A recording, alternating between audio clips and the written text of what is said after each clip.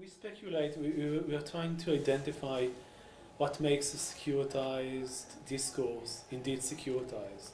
How can we identify one when we see one? What are the criteria for such decision-making process? And one dimension that we suspect is framing your argument in terms of rights and international law. In the case of water, it is international water law. And in many environmental agreements, you would see reference to international water law, like the issue of equitable and reasonable allocation. And quite often, we do know from the literature that you use a right-based argument quite often to get leverage to other issues like building states and sovereignty.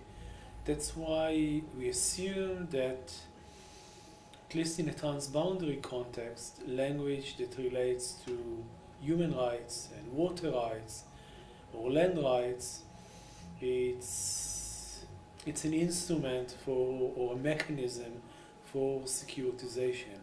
It is not a naive approach, it's a vehicle for achieving other issues. And I'm not criticizing, it's a legitimate mechanism. Still, we need to keep in mind that there is a purpose behind it. But we know from economics that there is a typical trade-off between equity and efficiency. And definitely we see it in the water negotiations and water treaty design, that the moment that you get into the rights type of argument, there's a trade-off. It comes on the expense of issues of efficiency and effectiveness.